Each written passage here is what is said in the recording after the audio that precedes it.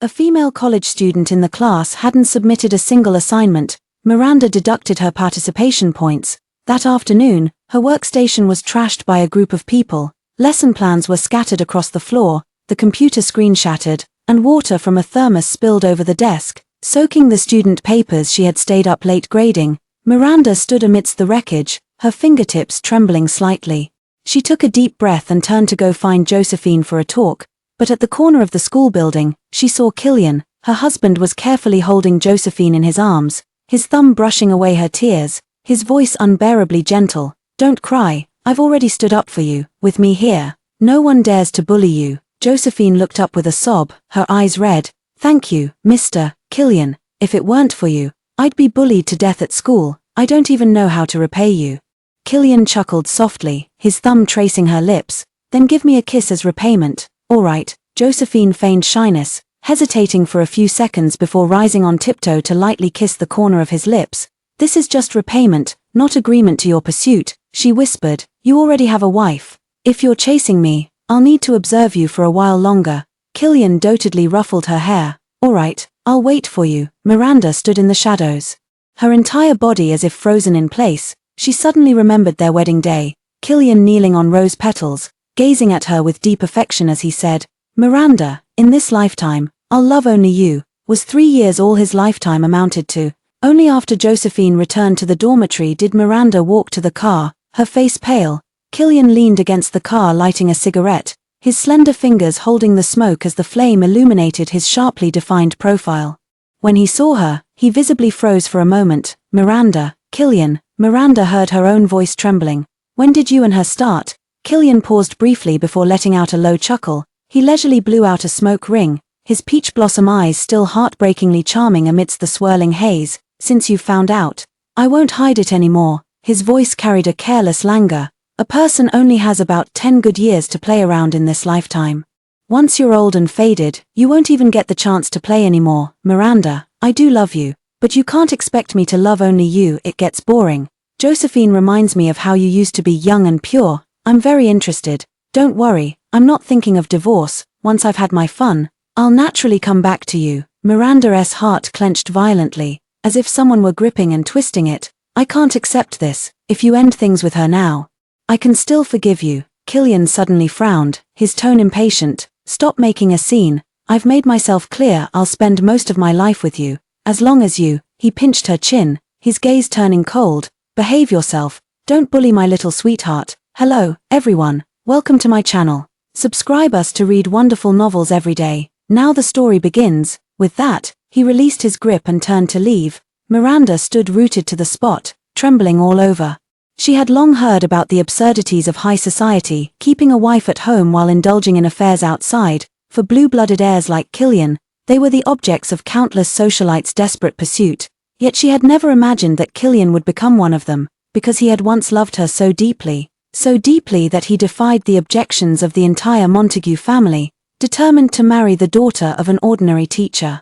So deeply that he stood outside her dormitory for 3 days and nights, just to beg for reconciliation. So deeply that he remembered she took 3 sugars in her coffee, remembered her menstrual cramps every 15th of the month, remembered how she hated rainy days. On their wedding day, holding her hand before all their guests, he solemnly vowed to love only her for the rest of his life. Never did I expect this life to pass by so quickly. Miranda had no recollection of how she made it home. She collapsed onto the bed in a daze, tears soaking the pillow. When she awoke again, the biting cold water had already risen to her chest. She suddenly opened her eyes to find herself suspended inside a massive transparent water cube, her hands chained above her head as the water level slowly rose. Opposite her, Killian sat impeccably dressed in a tailored suit on a leather sofa, his long legs crossed, idly flicking a lighter in his hand. The firelight illuminated his handsome profile but failed to reach those icy eyes. "Killian," she struggled violently, splashing water everywhere. "What are you doing?" "You found Josephine," he began, his voice like tempered ice. "Keep her away from me." The lighter snapped shut with a sharp click as he stood up, walking step by step toward the water cube. "So she deleted all my contact information. This is your punishment. Remember this lesson." Miranda shook her head frantically, her voice trembling on the verge of collapse. "I haven't seen her since I got home." Still making excuses, Killian sneered coldly. raising his hand to signal the bodyguard, "Adjust the water level." The water level surged abruptly, icy currents like countless demonic hands instantly coiling around her neck. Miranda was forced to tilt her head back as the water rose to her chin, each breath carrying the terror of drowning. Killian watched her suffering indifferently, his cold eyes observing her struggles. "I told you, it's you I love. Give me 10 years, I'll return to be with you after a decade. But on one condition, stop targeting Josephine." With that, he turned and left. "Killian, Killian." Her cries were drowned by the water as Killian walked away without looking back. The water level rose every 10 minutes, the icy grip of suffocation never far behind. On the brink of death, she hazily saw that spring outing when she slipped and fell into the water. Killian leapt into the lake like a madman. She saw countless nights when she was afraid of the dark, and he stayed up all night talking to her. She saw the bowl of hot porridge he ran all over the city to buy when her stomach ached. But now, everything had vanished like smoke. When the bodyguards dragged her out, Miranda no longer had the strength to stand. She collapsed on the ground, coughing violently, drenched and utterly disheveled, with trembling hands. She fumbled for her phone, the screen lit up. Josephine had updated her social media feed. "This is the first time someone waited all night downstairs just to get my contact back, Tilda." The accompanying picture shows Killian standing outside the girls' dormitory holding a bouquet of roses, his gaze tender. Miranda looked at the photo and suddenly laughed, but tears fell onto the screen. Staggering to her feet, the first thing she did upon returning home was draft divorce papers. It wasn't until evening that Killian returned. Seeing Miranda looking pale, he softened his tone unusually. "Let me take you out to eat and cheer you up."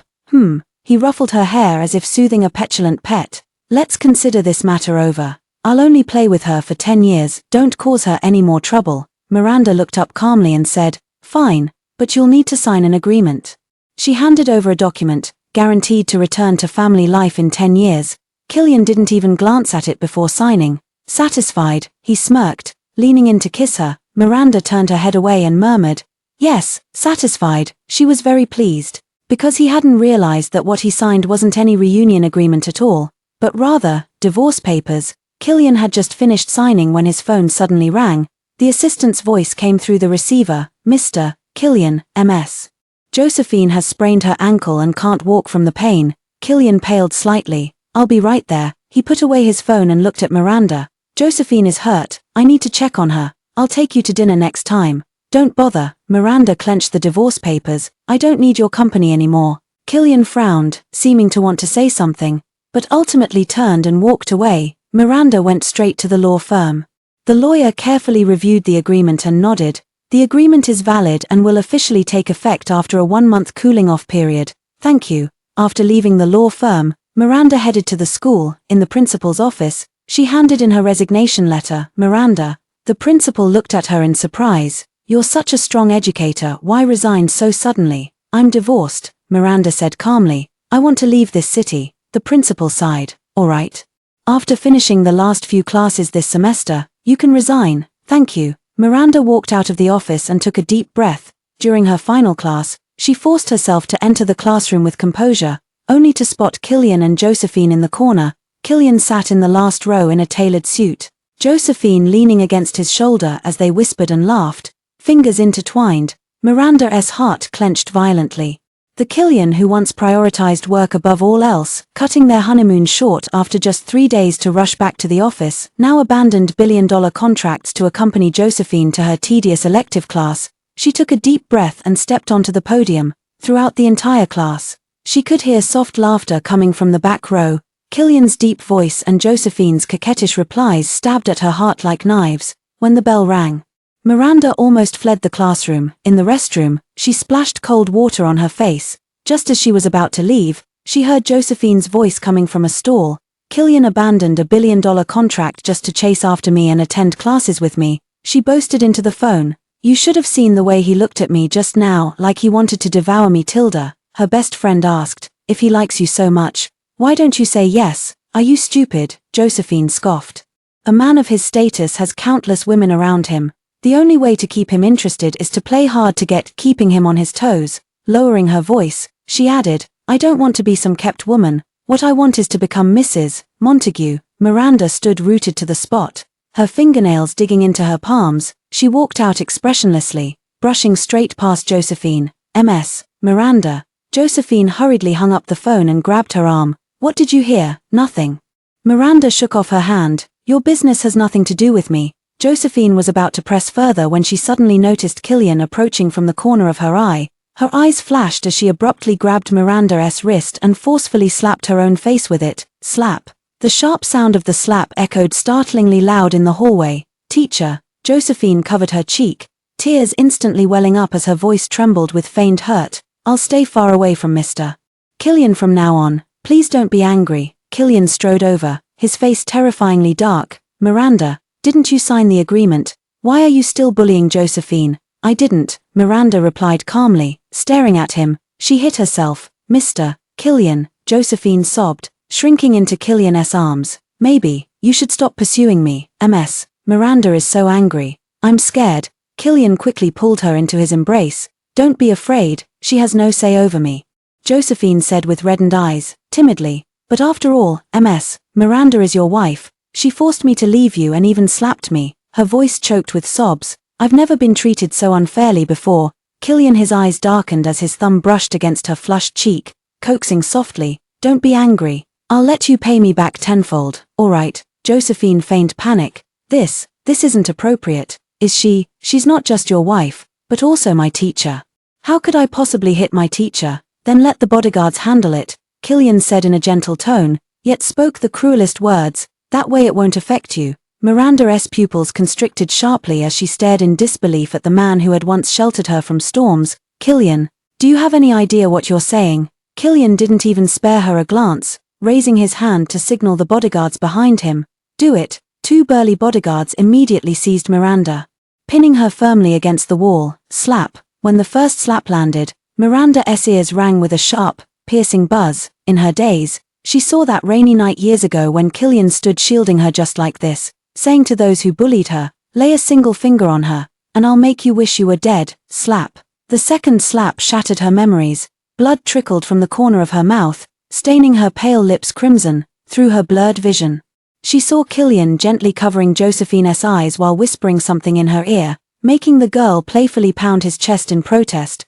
By the time the 10th slap landed, Miranda could no longer feel the pain. She collapsed on the floor, the muffled gasps of students echoing in her ears. In her hazy sight, she watched Killian say tenderly to Josephine, let's go, I'll take you to that Japanese restaurant you love so much. Students in the hallway whispered among themselves, oh my God. Ms. Miranda is so pitiful. Mr. Killian, how could you? That woman is disgusting. She clearly hit herself. Miranda leaned against the wall and slowly stood up, her face burned with pain, every step feeling like a knife slicing through her. But what was this little pain? The wound in her heart was the real agony, raw and bleeding, as if it had been torn open by force. She had once believed that Killian, even if his heart changed, would at least remember their past affection, yet he actually had her slapped 10 times in front of so many people, all for Josephine. As she stepped out of the school gate, the autumn wind lashed her face, the sting making her gasp. When she got home, she stood in front of the mirror, staring at her disheveled reflection. Her face swollen grotesquely, traces of blood still clinging to the corner of her mouth. Suddenly, she laughed. The laughter soon turned into large, heavy tears that fell uncontrollably. Miranda spent 3 days nursing her facial injuries before returning to school as usual. No sooner had she entered the office than the leader's call came through. Miranda, Josephine skipped the final exams for several midterm courses. As her homeroom teacher, you need to check on the situation. Miranda then opened Josephine's social media feed. The latest post showed photos of Killian taking her to an auction, with her wearing a priceless diamond necklace around her neck. The caption read, Mr. Killian says this necklace suits me perfectly tilde. Scrolling further down revealed nothing but photos of them frequenting various high-end venues, private yachts, Michelin-starred restaurants, equestrian clubs. Miranda dialed Josephine's number. Loud music blared through the phone as Josephine's voice came through with a laugh. Hello, Ms. Miranda, you missed your midterm exams, Miranda said matter-of-factly. The boss asked me to check in with you. Oh, that, Josephine chuckled. It's just a few tests. Right, since you're close with the boss, why not just enter the grades for me? She paused, her tone triumphant. If all else fails, I'll have Mr. Killian donate a few buildings to the school. Won't that settle the matter? A deep chuckle came from Killian on the other end of the line. Having fun? So much tilde Josephine cooed in response, then said to Miranda, Teacher, unless it's important, don't disturb our fun. The call ended. Miranda gave a self-deprecating smile, put down her phone, and stopped dwelling on the matter. Returning home in the evening, she spotted Killian standing in the villa courtyard from afar, personally teaching Josephine how to drive. Hold the steering wheel steady, don't be nervous, he said, leaning close to Josephine by the driver's seat, his voice impossibly tender. Don't worry, I'm here. The scene stung Miranda's eyes. Once, he had taught her to drive the same way. Back then, she was all thumbs, nearly hitting the guardrail. Killian just chuckled and pinched her cheek. What's there to fear? I'm here. And now, he was saying the same words to another girl. Try it yourself. Killian stepped back. Josephine bit her lip. I'm afraid of hitting someone. It's all right. Killian ruffled her hair. I'm here. Josephine finally stepped on the accelerator with relief, then suddenly charged straight toward Miranda. Bang! Miranda was sent flying and crashed heavily to the ground. Blood spread beneath her, staining the ground red. Through the excruciating pain, she vaguely saw Killian rushing toward her, yet he immediately embraced the panicked Josephine instead. Are you okay? Were you scared? Miranda lay in a pool of blood, her consciousness gradually fading. When she woke again, she was already in the hospital. You're awake. Killian stood by the bed, his expression calm. The doctor said you broke a few ribs. Don't go to school these days, rest and recover. Miranda parted her lips, but the sharp pain in her ribs left her voiceless. She could only stare at him with bloodshot eyes. Josephine didn't mean to, Killian continued. She just started learning to drive and was too nervous. She did it on purpose. Miranda endured excruciating pain, each word seeming squeezed through clenched teeth. I was so far from her. Killian frowned, a flash of impatience crossing his eyes. Miranda, what exactly do you want? Call the police. She struggled to utter two words. Handle it. By law. Killian suddenly let out a cold laugh. Leaning over to brace himself on either side of her hospital bed, his handsome face was inches away, yet chillingly cold. Have you forgotten who I am? The head of the Montague family's conglomerate. Do you really think the police would take your case? He straightened up, leisurely adjusting his cuffs. With me around, even if you called the mayor's office, it wouldn't make a difference. Stop this nonsense. I told you, I get bored with Josephine after a few months. There's no need for you to keep targeting her. With that, he turned and left. The moment the hospital room door closed, the floodgates of tears finally burst open. Miranda clamped her lips tightly, refusing to let out a sob.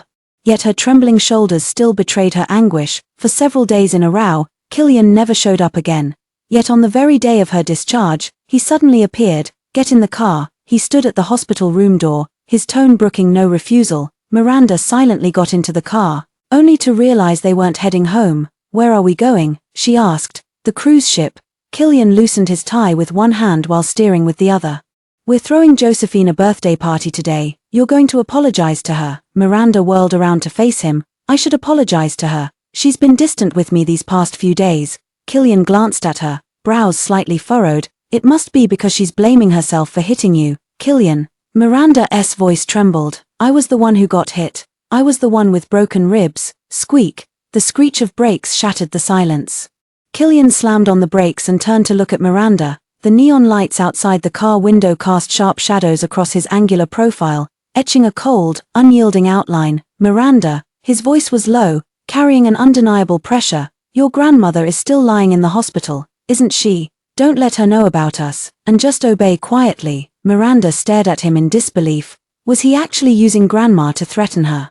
Had she forgotten how he'd knelt before Grandma 3 years ago, with red-rimmed eyes begging the old woman to entrust her granddaughter to him? How beautifully he spoke back then. Grandma, I'll protect Miranda with my life, and never let her suffer the slightest grievance in this lifetime. But what about now? Miranda bit her lower lip so hard she didn't release it until she tasted blood. She turned her face away, gazing at the rapidly receding street scenes outside the window. Her voice so soft it was almost inaudible. Okay, the cruise ship was ablaze with lights, and the champagne tower sparkled brilliantly under the dazzling crystal chandeliers. Josephine was surrounded by a group of girlfriends, her snow-white skin accentuated by a white evening gown as she smiled radiantly.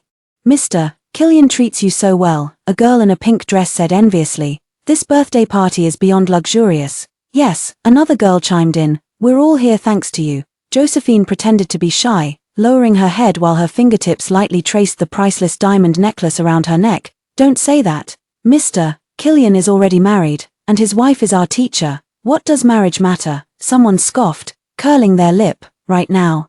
You're the only one in his heart. Exactly, another girl added with a laugh. That marriage has been dead in all but name for ages. Killian walked over, his tall figure casting a long shadow under the lights. As if he hadn't heard the murmurs, he simply looked at Miranda, his voice calm. Go apologize. Under everyone's gaze, Miranda walked step by step toward Josephine, her high heels making dull thuds on the deck, each step seeming to tread on her own heart. Teacher. Josephine widened her eyes in surprise, her red lips parting slightly. What brings you here? Miranda clutched her palms until they turned white, her eyes rimmed red. I'm sorry, I shouldn't have gotten in your way, making you blame yourself for days. The surrounding guests whispered among themselves, their eyes darting between Miranda and Josephine. My God, it's the first time I've seen the person who got hit apologize instead. Mr. Killian really dotes on Ms. Josephine too much. Doesn't he? This marriage has been dead in all but name for ages. Who can't see that? Miranda stood at the center of the crowd, her nails digging deep into her palms, yet she felt no pain. Josephine tilted her chin up smugly. I accept your apology. With feigned magnanimity, she looped her arm through Miranda's. Since you're here, teacher, why don't you join us? Before Miranda could refuse, Josephine's best friend had already cheerfully pulled out a lottery box. Let's play a game. Everyone draws a number, whoever gets 6 has to face the punishment. In the first round of drawing, Miranda expressionlessly unfolded her slip. The number 6. Wow, it's Ms. Miranda, a girl in a pink dress dramatically covered her mouth. The punishment is eating 3 tubes of wasabi. Miranda took it expressionlessly, swallowing it bite by bite.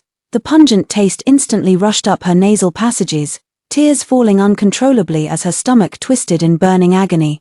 Laughter erupted all around. Wow, teacher's really amazing. Again. In the second round of drawing lots, she drew the number 6 once more. This time, you have to bark like a dog 3 times. Tilda, the girl in the pink dress, said with a giggle. Miranda's face instantly turned deathly pale. This is too much. Her voice trembled. Pick another one. You play, you pay, teach. Josephine blinked. Rules are rules when playing games. Killian walked over and gently put his arm around her shoulder. Miranda, don't be a spoil sport. It's just a game. Don't ruin Josephine's birthday. Miranda looked at his handsome face so close to hers, her heart aching as if being torn apart. Woof. The first sound was practically squeezed out through clenched teeth. Woof, woof. Each bark felt like a knife, carving away at her dignity piece by piece. Whispers and suppressed laughter echoed all around. Miranda bit her lips so hard she tasted blood. The third round, unsurprisingly, was her again.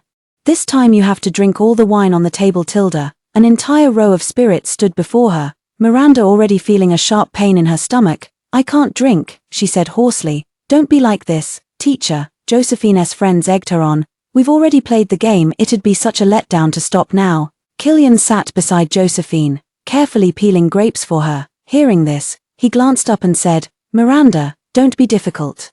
Miranda raised her glass and downed one cup after another. The alcohol burned her throat, and her stomach ached as if being twisted by knives. By the 8th cup, she finally couldn't hold on any longer and vomited a mouthful of blood. Bright red blood splattered across the pristine white tablecloth, a shocking sight. I have to go. She staggered to her feet, her vision darkening in waves. Don't, Josephine frowned. We were just having fun.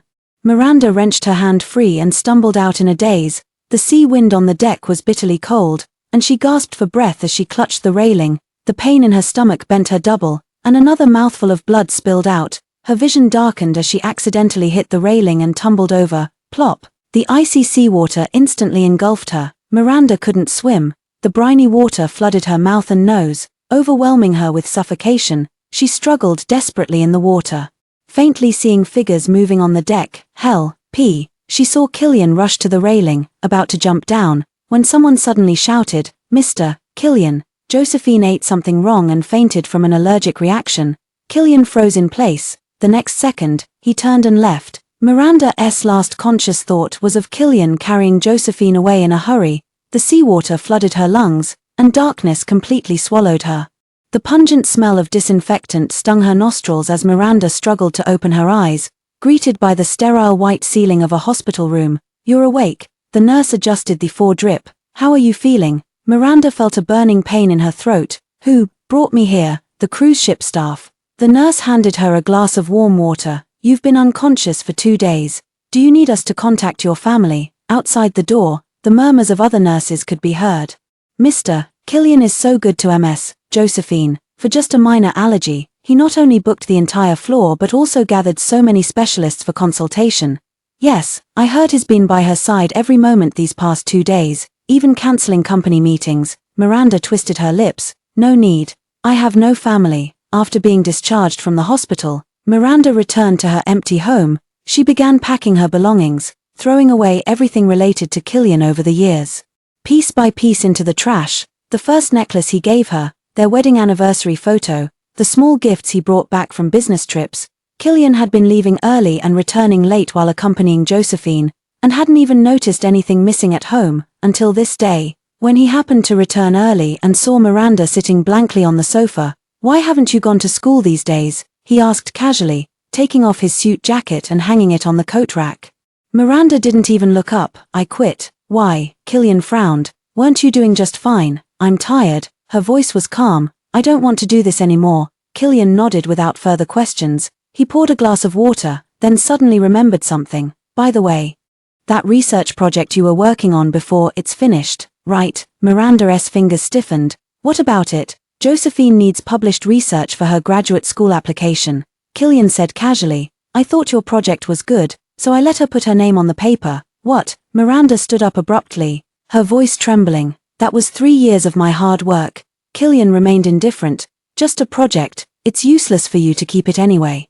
Miranda shook with rage. I'll tell the school the truth. She grabbed her coat and rushed out the door, heading straight for the school. In the principal's office, the old principal sighed after hearing her complaint. Miranda, I know you're wronged, but Mr. Killian has already given us his word. He donated several buildings for the school. We really have no choice. Miranda felt as if she had fallen into an icy abyss. Only then did she understand why Killian had been so composed.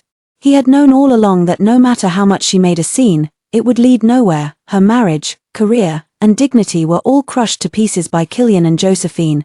As she stepped out of the school gate, rain began to fall from the sky. Miranda stood in the rain, letting it soak her completely. She suddenly remembered that rainy night. Killian standing drenched below her dormitory, the roses in his arms battered and scattered by the rain. He stood there stubbornly like that until her heart softened and she went downstairs. Miranda, be with me. I will love you forever, and only look at you alone. Looking back now, the vow of that day was like this rain, seemingly torrential, yet destined to dry up in the end. Forever turned out to be just empty words he casually whispered. She slowly crouched down, hugged herself tightly, and finally burst into tears. The next day, Miranda was packing her luggage when the doorbell rang. She opened the door to see Josephine standing there, holding an exquisite gift box in her hand. Killian isn't here, Miranda said calmly. He's at the company. You shouldn't have come. I know, Professor. Josephine tilted her head, smiling innocently. I came to see you. She walked in uninvited, placing a gift box on the table. I came to thank you. Without your research results, I wouldn't have won that award, let alone gotten exceptional admission to graduate school. She paused, her tone challenging. And not just this project. Several of your previous important research topics have all been renamed under me now. With skills like yours, quitting might be for the best. She leaned closer to Miranda, lowering her voice. Now you can focus on assisting my research. My future papers will depend on you. Miranda gazed at her quietly, her eyes calm as stagnant water. Finished. You may leave now. Josephine froze, clearly unprepared for this reaction. Professor. Her voice suddenly turned shrill. Have you become so numb you can't even get angry anymore? At that moment, the sound of a car engine came from outside the door. Killian had returned. Josephine flashed a glance, suddenly retreating in tears. Teacher, please spare me. I promised to go abroad and leave Mr. Killian forever. I don't want to die. Bang! The door was violently kicked open, and Killian burst in, his figure carrying a gust of cold wind. His gaze immediately locked onto the tear-streaked Josephine. In 3 quick strides, he rushed between the two, forcefully shoving Miranda away. Miranda, what are you doing? His voice was laced with suppressed fury. Miranda was caught off guard and shoved backward, stumbling as the back of her head struck the sharp corner of a table with a sickening thud. Warm blood trickled slowly down her neck. Killian, she called softly, her voice trembling with disbelief. But Killian didn't even spare her a glance. All his attention was focused on the Josephine in his arms. his brows furrowed in distress as he watched her tear-streaked face. "Mr. Killian." Josephine suddenly pushed him away forcefully, staggering backward as she wrapped her arms around herself in a protective gesture. We should keep our distance from now on. Please stop pursuing me." She was about to run out the door, her slender shoulders trembling slightly, like a startled fawn. "Stop." Killian grabbed her wrist firmly. "You're not going anywhere." He turned to look at Miranda, his gaze chillingly cold, still daring to bully Josephine. "It seems the previous punishments haven't taught you a lesson. Someone, take the lady to the confinement room." Miranda widened her eyes in disbelief. "What did you say?" "I said," Killian repeated word by word, his voice devoid of any warmth, "lock her in the confinement room." Miranda felt a chill run through her body. Suddenly remembering that rainy night many years ago, she had been locked in a pitch-dark storage room out of workplace jealousy for her outstanding performance. Claustrophobia gripped her as she trembled in the corner, until Killian kicked open the door and carried her out. "Don't be afraid." His voice had been uncharacteristically gentle at the time. "No one can hurt you while I'm here." Now, in an equally pitch-black room, it was Killian who personally pushed her inside. As the bodyguards dragged her toward the confinement cell, Miranda clutched desperately at the doorframe. "Killian, you know I'm terrified of the dark." Killian paused mid-step, then coldly stated, "This time, no one will come to save you." In the confinement room, darkness engulfed Miranda like a tidal wave. She curled up in the corner, desperately pounding on the iron door. "Let me out, Killian, let me out." There was no response. Her breathing grew increasingly rapid, and hallucinations began to blur her vision, as if she had returned to that night locked in the storage room. Only this time, no one would come to save her. After what felt like an eternity, the door finally opened, the harsh light forcing her to squint. "Do you understand your mistake now?" Killian stood at the doorway, his expression unreadable against the backlight. Miranda staggered to her feet, her voice too hoarse to speak. She walked straight past him, her eyes as hollow as a walking corpse.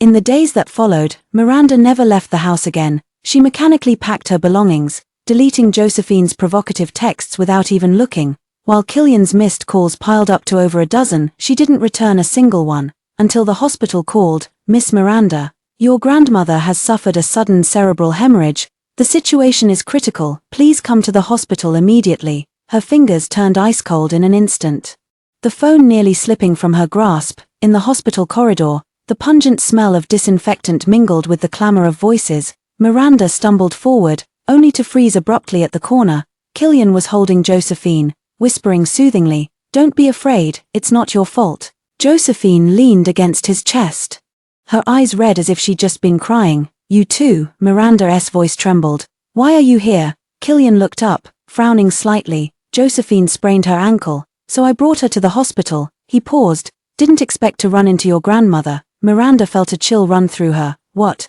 did you do in front of my grandmother?" "We didn't do anything," Killian said calmly. "She saw me carrying Josephine, probably misunderstood, got emotional and, misunderstanding."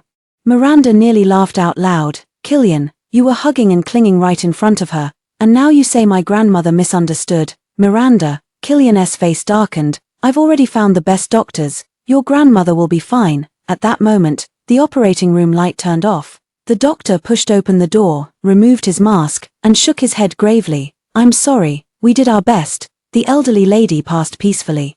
Her last words were, "hoping you could live happily." Miranda's world shattered into pieces in that instant. She saw the doctor's lips moving, but no sound reached her ears, only a piercing tinnitus remained, accompanied by the roar of blood rushing to her temples. Staggering toward the gurney draped in white, her trembling fingers grasped the edge of the cloth, then suddenly lost the courage to lift it, until the icy tears fell onto the back of her hand. She suddenly yanked away the white cloth.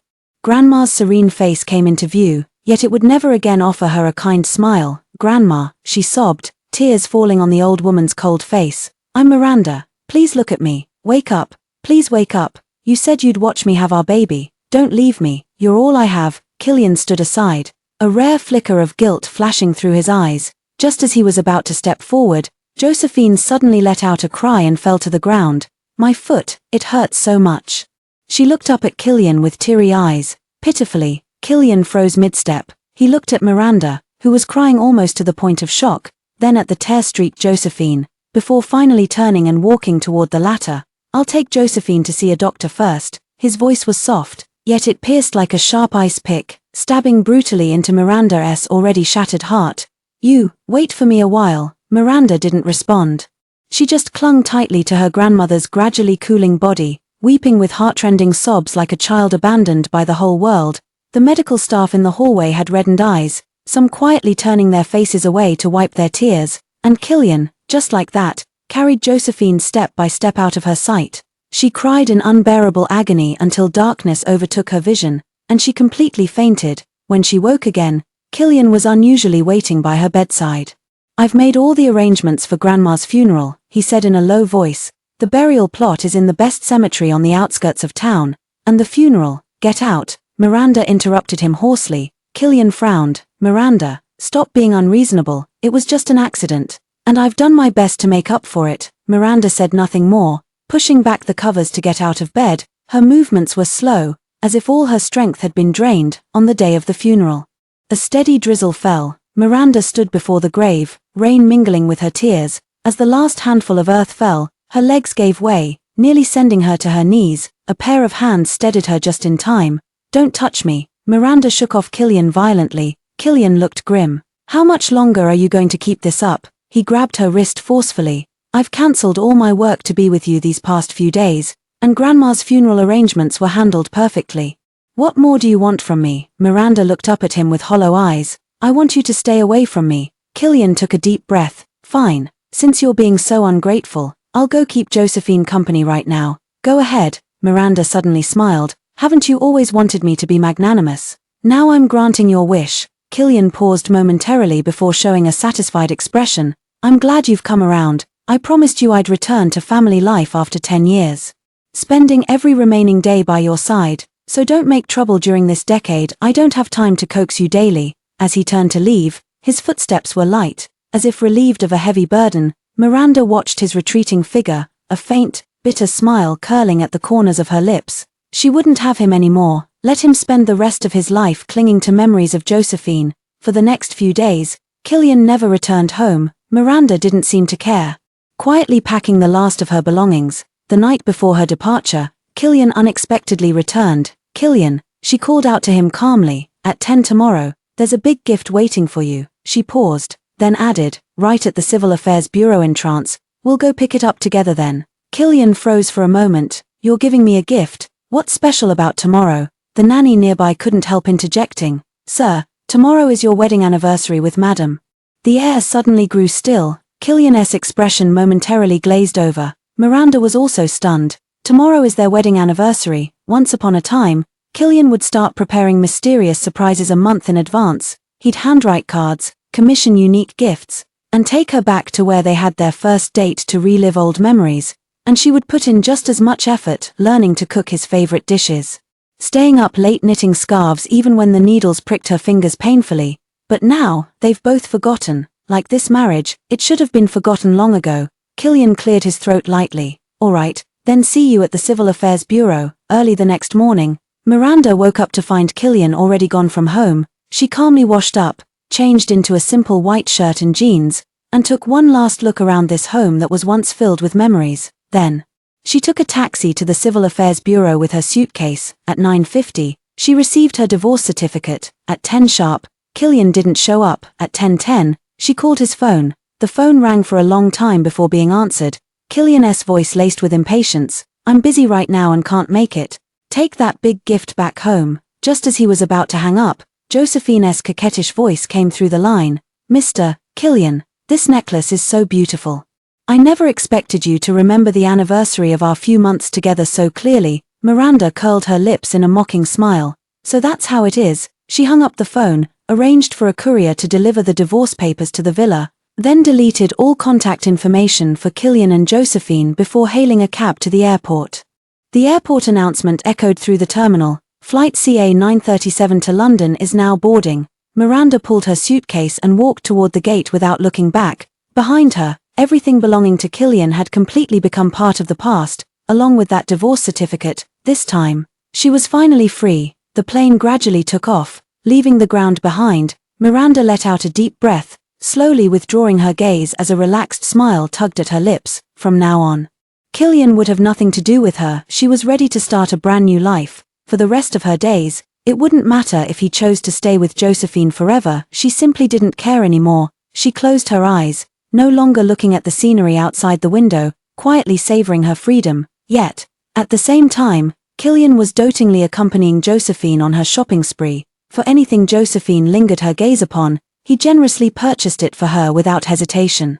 As she watched the luxury handbags and jewelry being added to her collection, Josephine smiled even more deeply in her eyes, though she pretended to hesitate. "Mr. Killian, if I accept these, won't Ms. Miranda be angry? She's never liked me. Today's your wedding anniversary, yet you're here with me. She must be upset. And now you're giving me so many things, won't she blame me for stealing you away?" She lowered her head hesitantly, biting her lip lightly. "Maybe I should just leave, if I go. She won't be angry anymore. You two should enjoy your time together. I don't want to endure her bullying anymore." Before the words had fully left her lips, Josephine set down the luxury shopping bags, wiped her tears, and turned to leave. Killian pulled her into a tight embrace, his voice strained. "Josephine, don't go. I told you, as long as I'm here, I won't let Miranda bully you again. If she dares to hurt you once more, I won't let her off. Please don't leave my side, alright? I can't live without you." In the corner where he couldn't see, Josephine curved her lips into a smirk, her eyes brimming with triumph. Apart from slightly reddened eyes, there was no trace at all that she had been crying. Covering her face, she pretended to sob a few times before turning teary-eyed to look at Killian. "Mr. Killian, thank goodness you're here. I believe you'll protect me. It's just, I wonder when Ms. Miranda will stop targeting and bullying me. If she keeps this up, even I'll grow tired of it. She is your wife, and you're just pursuing me. I know I'll be the one who gets abandoned. If you don't plan to have a future with me, could you please stop coming after me? I'm afraid of losing my heart to you and then losing everything else. It would be better if we never started at all." Seeing Josephine's eyes glistening with tears, Killian felt a pang of heartache. Frowning in deep thought for a moment, he finally ruffled her hair and comforted her softly. "I'll find a way to make her stop targeting you. We'll have a future together. I promise." Another vague promise, Josephine thought mockingly, secretly gritting her teeth. He kept saying he loved and cared for her, yet he still wouldn't divorce Miranda and marry her. Is this what he calls love? She didn't want to spend her whole life as a caged canary, a mistress, constantly striving to please just for the scraps of affection that fell through his fingers. She was determined to become his legitimate wife. Since he couldn't make this decision, she would help him do it. Josephine had roughly formed a plan in her mind. While dining with Killian at a romantic restaurant, she excused herself briefly. When she returned, she was already holding a small packet of powder. However, Killian, sitting across from her, hung his head low, staring at the glaring red exclamation mark on his phone. His expression darkened inch by inch. So much so that he didn't even notice Josephine's trickery. The warning to Miranda failed to send. She had blocked him on everything, from texts to phone calls. What kind of game was she playing? All because he hadn't spent their anniversary with her or seen the so-called surprise she'd prepared. After so many years of marriage, is it really necessary to get jealous and throw a tantrum over this? It's not like I haven't accompanied her before, it's just missing this one time. Killian was radiating an intimidating chill, his face dark as he called the family nanny. "Nanny Amy, is Miranda at home? Hand her the phone, I have something to say to her." Nanny Amy paused for a moment, instinctively replying, "Mr. Killian, Madam left early this morning and hasn't returned. She didn't ask me to come over to cook." "What?" Killian checked the time repeatedly, then glanced at the sky outside the window. "It's evening now, at this hour. Miranda isn't home for dinner. What could she possibly be doing out alone? Could she be deliberately waiting at the Civil Affairs Bureau all this time, just to make him feel guilty so he'd go comfort and accompany her?" He impatiently pinched the bridge of his nose and changed the subject. "Did Miranda send anything home today? Has her grand gift been delivered back?" "Sir, please wait a moment, I'll go ask Uncle Chen," Nanny Amy inquired with the guard. And when she received a small dark red booklet, her hands were trembling. "Uncle Chen, are you sure you didn't make a mistake? How could this divorce certificate possibly be the grand gift Madam sent home for the master? There must be some mistake. Could you check again to see if anything else was delivered?" Being questioned like this, Uncle Chen's face darkened, but he still double-checked. "Nanny Amy, I really didn't make a mistake. There was only one delivery guy today who brought this divorce certificate. I didn't see any other deliveries or items at all. How could there possibly be a mistake?" Hearing this, Nanny Amy had no choice but to believe it, her grip on the phone nearly faltering. On the other end of the line, Killian listened to everything, feeling as if struck by lightning, his mind going completely blank. How could this be? Miranda, how could the anniversary gift she gave me be divorce papers? He muttered to himself, unable to believe it no matter how hard he tried. In an instant, countless thoughts flashed through his mind as panic overwhelmed his entire being. After taking several deep breaths, he barely managed to control his emotions and said sharply, "Nanny Amy, take a close look at the divorce certificate. Are you sure it's mine and Miranda's? Is she playing a joke on me? I know she's upset because I didn't spend our anniversary with her today. But she can't joke about divorce. I've told her so many times before she'll always be my wife. What more does she want?" Nanny Amy nodded repeatedly, trembling as she opened the divorce certificate. To make sure she wasn't seeing things, she even took a photo and sent it to Killian. Staring at the single photo bearing an official seal and a string of unforgeable numbers, Killian felt his heart lurch violently. He stood frozen in place, barely able to believe what he was seeing. "Miranda, you've got some nerve, daring to divorce me behind my back. When did I ever agree to this?" He ground his teeth and slammed his palm against the table. The delicate vase ornament on the table was shaken off and shattered on the floor with a loud crash. Some fragments even scratched Josephine's skin, just a few tiny cuts, but she couldn't help her eyes turning red. "Killian." Before she could even voice her grievances, Killian furrowed his brows, stood up with a dark expression, and anxiously prepared to leave. "Josephine, keep eating. Someone will take you home later. I have urgent business and can't stay with you right now." After throwing out these words, he didn't even wait for Josephine's reaction before turning and leaving without a backward glance. Watching his retreating figure, Josephine turned pale, her heart filled with resentment. She pressed angrily on her wound with her hand, and when more blood oozed out, she took a photo to document it before sending it to Killian. There was no reply from him for a long time. The exquisite dishes on the table now seemed tasteless to her. However, recalling the content of Killian's call just now, her mood gradually calmed somewhat. The medicine prepared in advance wasn't needed, but it didn't matter, at least her goal had been achieved. Chapter 11. Miranda is truly a fool. She didn't even want such a good marriage and took the initiative to divorce and leave. At least she has some sense. Josephine mimicked the gestures of high society, swirling her wine glass before letting out a cold sneer. "Miranda, rest assured, after your divorce, even if you regret it, it'll be too late. Whether it's Killian or everything belonging to Killian, they'll all be mine alone from now on." Killian sped through the streets, running countless red lights before finally arriving home. Nanny Amy carefully handed the divorce papers to him, not daring to utter another word. The solitary photo on the dark red booklet seemed to mock his pitiful state, counting the dates. Miranda must have deliberately made him sign the divorce papers a month ago under the guise of their 10-year agreement. Killian clutched the divorce certificate tightly, his lips curling in self-mockery as waves of stinging pain surged in his heart.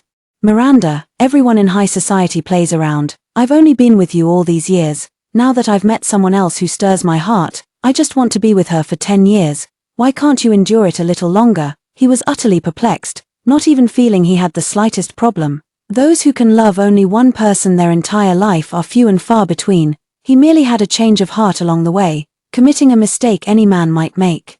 He had already promised just 10 years of playing around, then he would return to her after that. What more could she possibly be dissatisfied with? Why must she insist on divorce and leaving? Killian was filled with incomprehension. All his contact information had been blocked and deleted, so he had no choice but to borrow Nanny Amy's phone. After dialing Miranda's number, the line rang several times before being met with only an automated female voice. "Sorry.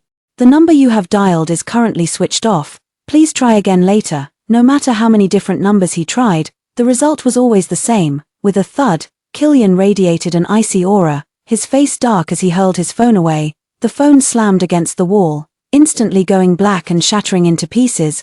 Killian only coldly tossed out, "Have the assistant reimburse it." With those words, he turned and strode back into the bedroom. His frown deepened as he stared at the empty bedroom. In the spacious suite, every single piece of Miranda's clothing had vanished. Not a single item remained. The entire bedroom looked as if Miranda had never existed. Killian leaned against the wall, wearily closing his eyes and pinching the bridge of his nose, utterly exasperated. Only now did he belatedly realize that Miranda's belongings had been gradually disappearing from the house these days. It wasn't just that, many of their shared memories had vanished too. Hundreds of love letters he'd written her during their courtship, the ceramic dolls they'd made together while dating, All their sweet holiday photos taken every year, even their wedding portraits, everything was gone. Miranda had purged everything thoroughly, as if determined to erase their past memories, making way for Josephine. She didn't love him anymore, she had completely given up on him. When this thought surfaced in Killian's mind, he suddenly realized he simply couldn't accept it. From the moment he first saw her during their university days, he had been certain she was the one who would spend her life with him. How could she leave now? How could she stop loving him? Killian, his pitch-black eyes darkened inch by inch, his entire body radiating a bone-chilling coldness as he struggled to force a faint smile. Miranda, I never agreed to let you go. How dare you think you can leave me so easily? Dream on. You are my wife. I told you when I married you, you can only belong to me for the rest of your life. I'll give you 3 days to cool off. If you don't return by then, no matter where you flee, even to the ends of the earth, I'll drag you back. He was deceiving himself, buying time. Perhaps Miranda was just momentarily confused and impulsively filed for divorce. From university until now, she's never endured a single day of hardship. Once she faces setbacks out there, once she starts missing him, she'll surely come crawling back. Killian tried hard to convince himself as he lay in bed resting. Yet, with the spot beside him empty, just one person missing, he felt unusually unsettled. Without the scent that belonged uniquely to Miranda by his side, he found it surprisingly hard to fall asleep. With his eyes closed, countless images flashed through his mind all night. Miranda nestled in his arms, fast asleep, dazed. He opened his eyes to find his embrace empty, and a vague sense of loss washed over him. For 3 consecutive days, Killian went nowhere, staying silently at home waiting for someone who never returned. Even Josephine's invitation was ignored, with only a perfunctory reply, "Wait a bit longer. I'm busy these days, I'll make time for her later." Nanny Amy couldn't help but speak up when she saw him barely sleeping or eating. "Mr. Killian, your body can't endure this forever. If Madam saw you like this, she'd surely be heartbroken for you. Now that your wife isn't coming back, aren't you going to look for her? Girls are easy to coax if you sincerely try to comfort her. She might forgive you and come back to remarry you. Madam has always been soft-hearted, she just can't stand any flaws in her eyes. Besides, that Josephine doesn't seem like a decent girl either." At this point, Nanny Amy hesitated, as if holding something back. Killian gazed at her coldly, his sharp eyes narrowing slightly. "Have you been bribed by Miranda to deliberately speak well of her and slander Josephine, trying to make me drive Josephine away so that Miranda can get her way? I knew it. Miranda would do anything to force me to send Josephine away. Now even the divorce is just her tactic of advancing by retreating, isn't it, Nanny Amy? Remember, you're a long-time servant of the Montague family and should listen to me, not Miranda." Hearing this, Nanny Amy felt her anger rising uncontrollably. She never expected that her kindness would be treated like Killian's scorn. She couldn't take it anymore and spoke up for Miranda. "Mr. Killian, even if you fire me today, I have to say this, I'm not lying, nor was I bribed by Madam. Over 10 days ago, Josephine came to the house deliberately provoking Madam, saying all your and Madam's projects would be hers from now on, and even demanded Madam conduct research for her in the future. That alone would have been bad enough, but Madam said nothing. Then Josephine, seeing you arrive, pretended to cry and claimed Madam was trying to drive her away. If I hadn't had a family emergency that day requiring immediate attention, I would have exposed her true colors right then. If you don't believe me, you're welcome to check the surveillance footage. I've worked at the Montague household for so many years, there's no reason for me to lie." As she spoke, Nanny Amy pointed at the nearby security camera, her chest heaving with anger. Killian studied her coldly with his piercing gaze, repeatedly assessing whether she was being truthful. Yet an uneasy feeling gradually surfaced in his heart, as if something unpredictable was about to unfold. After a long silence, he finally had someone pull up the surveillance footage. The footage from that day clearly revealed the whole story. The facts were exactly as Nanny Amy had described. Josephine was not as innocent and naive as he had imagined. Killian watched the surveillance footage over and over again, his face dark with anger. It took him an unknown amount of time to finally accept this reality, yet his face burned as if someone had slapped him hard, the irony cutting deep. Just at this moment, Nanny Amy finished packing her personal belongings and bowed respectfully to Killian. "Mr. Killian, I've said all I can say. Josephine is no good woman. You've wronged such a fine wife, and still you refuse to believe her. You'll regret this sooner or later, no matter how you plan to treat Josephine in the future. These matters no longer concern me. I hope you'll consider our past relationship when I served your family and forgive me for speaking out of turn this time. I've already informed your mother about resigning. After today, I won't be coming back to serve you. I hope you find a suitable nanny soon." With these words, Nanny Amy left without a trace of nostalgia, taking her luggage and departing for good. She was getting older. Her willingness to stay and continue caring for Killian and Miranda had been based on their past relationship and Miranda's kindness toward her. Now there was no reason to stay any longer. The entire house instantly fell into complete silence, with only the surveillance footage on the computer still playing, as if mocking Killian's ridiculousness. His heart felt hollow, filled with an indescribable panic, as if something extremely important had been lost. If this time, it was Josephine who lied, then does that mean every single time before, it was Josephine who lied? Once the seed of doubt is planted, the slightest hint will make it instantly take root, sprout, and grow into a towering tree. Killian radiated an intimidating chill as he dialed his assistant's number.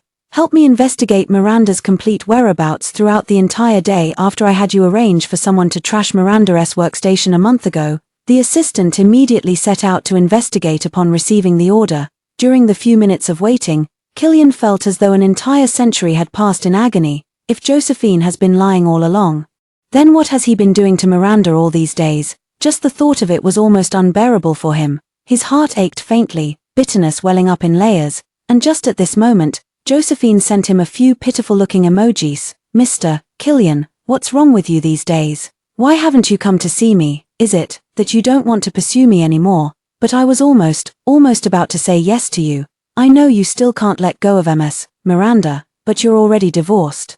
MS, Miranda probably won't come back, right? Could you try to forget her and be good only to me?" Looking at these words, if it were before, Killian might have softened a little, and perhaps the next second he would have gone to accompany her, granting all her wishes. Yet, upon realizing she might have been lying to him all along, he inexplicably found every word of hers reeking of falsehood. The emotions felt utterly fake, with each of her words secretly harboring countless ulterior motives. All this time, she had been keeping him at arm's length, her ultimate goal likely being just one thing. Without a doubt, she only wanted to marry him, to enjoy wealth and luxury along with his unique devotion. Killian wore a somber expression, his slender fingers lingering on the screen for a long time, yet he couldn't bring himself to type a single word. Just then, his assistant called. "Mr. Killian, we've tracked all of Madam's movements that day. The specific surveillance footage and photos have been sent to you. After parting with you, Madam went straight home to rest and didn't go anywhere else. She certainly didn't visit the school to look for MS, Josephine." According to MS, Josephine's roommate, there was no mention of the Madam sending any messages threatening MS, Josephine to delete all ways of contacting you. In fact, MS, Josephine was laughing and chatting with friends just before coming to complain to you, even saying she would give them gifts. Hearing this, even if Killian were a fool, he should have realized by now Josephine was nothing but a complete liar. From the very beginning, Josephine had deceived him, deliberately making him torment Miranda. She had deceived him once, and there would be a second time, a third time, countless times. Perhaps not a single word from her mouth had ever been true. The fury of being deceived instantly overwhelmed him.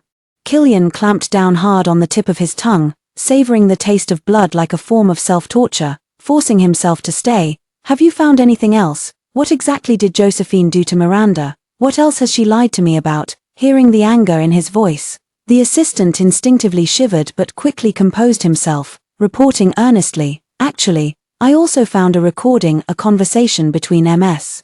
Josephine and the Madam in the restroom, captured by her classmate. Listening to it should make everything clear." With that, the recording had already been sent to Killian. He clicked play, and Josephine's smug voice came through the phone. "Men like Killian have countless women throwing themselves at him. The only way to keep him interested is to refuse him. Keep him on the hook, sometimes close, sometimes distant. I don't want to be just a caged canary, I want to be his wife." Josephine, the sound of her self-directed slap rang out with startling clarity, as if the blow had landed on Killian's face instead. His mind went completely blank. After a long silence, he let out a low, self-mocking laugh. "What a complete and utter fool I've been, to be played for a fool by a woman like this." Killian slapped himself hard in self-punishment. Almost instantly, his face swelled up, with traces of blood seeping from the corner of his lips, yet he seemed unfazed. Facing Miranda's photo, apologizing over and over again, Miranda, I'm sorry, it's all my fault. I misunderstood you so many times and punished you so many times. I'm sorry. I truly know I was wrong. I regret it. Won't you come back? I'll repay every grievance you've suffered one by one. I don't want any Josephine anymore. I don't want anything at all. I just want you to come back. Killian's eyes were bloodshot, his voice hoarse to the extreme. His entire body radiating vulnerability and desolation. Just at this moment, Josephine continued sending him messages without understanding the situation. He couldn't be bothered to read her meaningless words anymore, replying with just one sentence, "Come to my place, I have a surprise to show you." At these words, the Josephine on the other end was completely overwhelmed with excitement. She didn't even notice the odd tone in his voice. The corners of her lips curled uncontrollably upward. She gave a little happy jump before replying with a deliberately restrained okay. Then, paying no attention to her roommate's complicated looks, she hummed a tune while rummaging through her closet for the perfect outfit.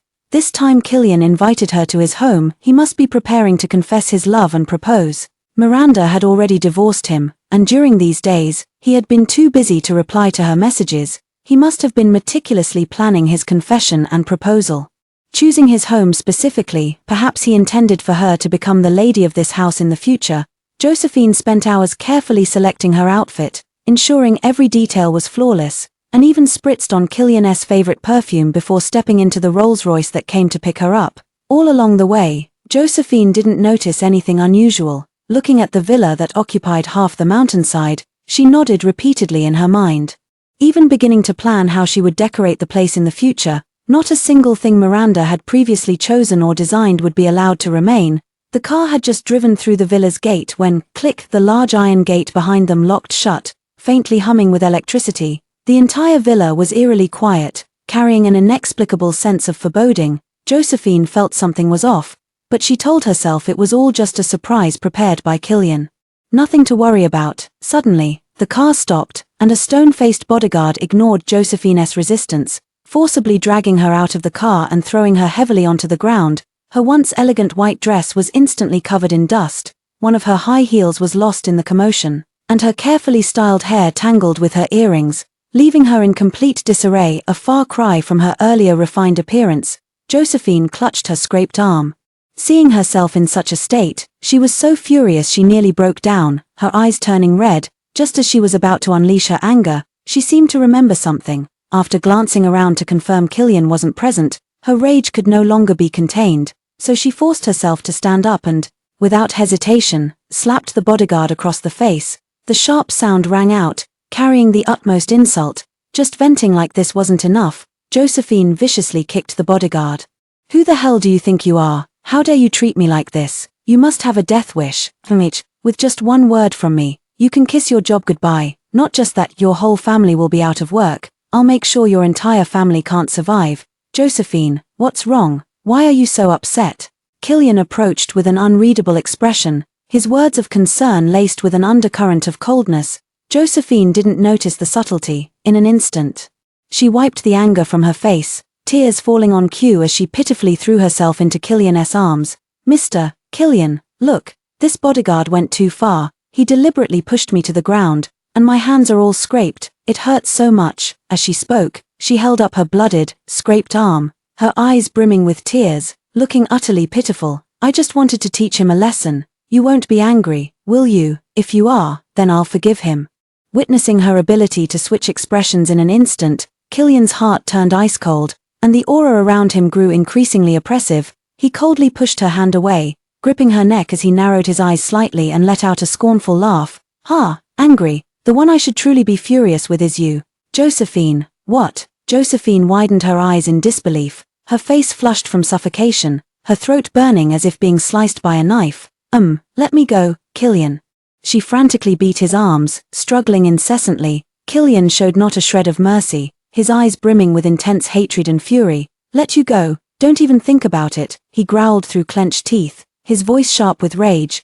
"Josephine, I never realized you were such a good actress, such a skilled pretender. If you hadn't deceived me, Miranda wouldn't have been disappointed in me, let alone divorced me and left." Seeing Josephine's struggles grow weaker, her breathing shallow and labored, he suddenly flung her to the ground. Josephine came back to life, gasping desperately for air. Only after a long while did she belatedly realize what Killian had said. Her face turned pale in waves, her heart in utter turmoil, yet she couldn't admit her mistake. With tearful eyes, she deliberately feigned ignorance and asked, "Mr. Killian, what are you talking about? I don't understand. How could I possibly deceive you? Did Ms. Miranda say something to you?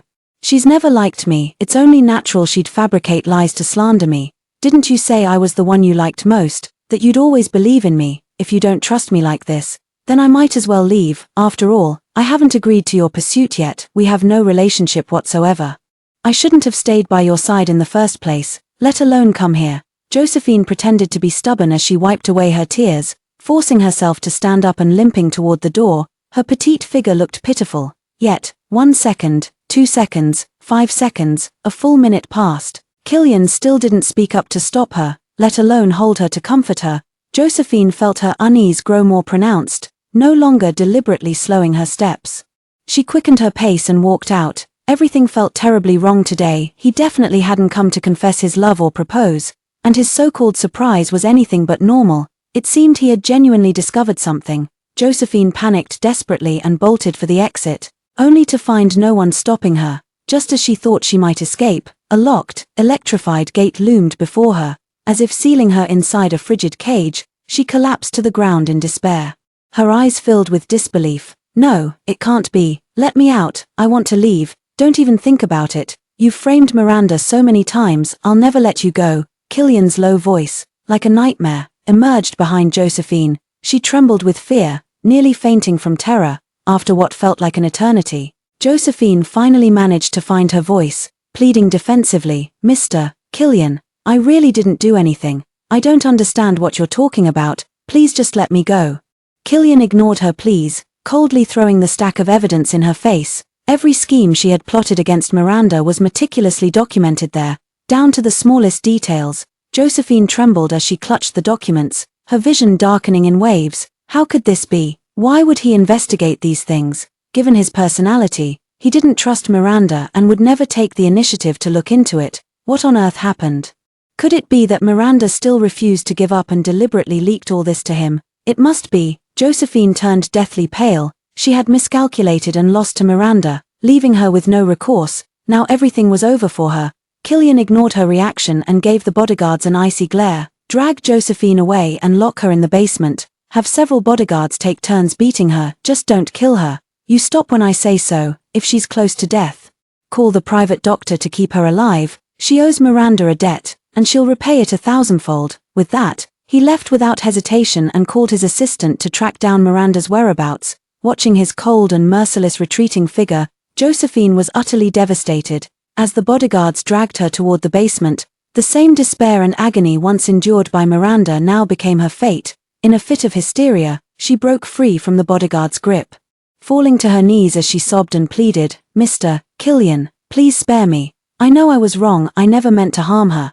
I only did all this because I wanted to be with you. You said you liked me, and I've always loved you too. I was just too cowardly to be with you, so I kept delaying and refusing. Besides, what woman would willingly be the other woman? I just love you too much. I want to have you all to myself. Please, I'm begging you, let me go, okay? I really can't take it anymore." Josephine mustered all her strength and desperately lunged at Killian, clutching his pant leg and screaming at the top of her lungs. The once beautiful and delicate young girl now looked as wretched as a homeless person, with almost no difference. Yet in his heart, there was not an ounce of pity, only the fury of being deceived. His eyes darkened, swirling with dangerous fury as he mercilessly stepped on her hand, grinding it beneath his foot with cruel force. "Josephine, from the moment you deceived me, you should have known this day would come. You lied to me and harmed Miranda. I will never love you again. Your affection and possessiveness, I want none of it." Josephine's hand bones nearly shattered under the brutal pressure of his foot. She collapsed in agonized cries, tears streaming down incessantly. "I know I was wrong. I truly know I was wrong. Please, won't you let me go? Don't treat me like this. I'll give you anything you want. I'll even apologize to Miranda. Please just let me go." Josephine was genuinely terrified, uttering these words of surrender with utmost sincerity. Unfortunately, Killian had long been utterly disappointed in her and wouldn't show her the slightest mercy anymore. Just the thought of how blind he had been to fall for such a woman and be played like a fool made him utterly sick to his stomach. He waved his hand, signaling the bodyguards to take Josephine away. Josephine was completely desperate.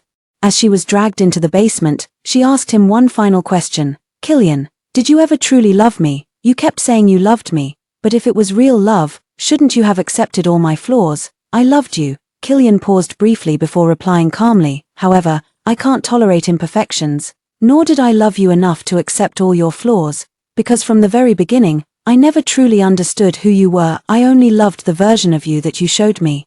After speaking his mind, his thoughts began to drift uncontrollably. In the past, he had treated Josephine so well, genuinely considering a future with her. If Josephine were innocent, perhaps the surprise he prepared for her today would truly have been a marriage proposal. He might have really married her. But alas, there are no IFS. In reality, even if Killian married Josephine, he could never completely let go of Miranda. His feelings for Miranda had long been etched into his bones. Becoming a habit, the profound feelings of the past can never be erased. Hearing Killian's words, Josephine smiled self-deprecatingly. Having reached this point, she was powerless to turn things around. He didn't love her enough, and neither did she. She had done all this only for money, for status. She could have kept up the act for a lifetime, but he would no longer believe it. She was finished, utterly finished. A glistening tear rolled down and disappeared into the ground. Josephine let herself be dragged into the basement, beaten and kicked by countless bodyguards. The relentless barrage of fists rained down on her like a storm, pounding her until her organs felt displaced.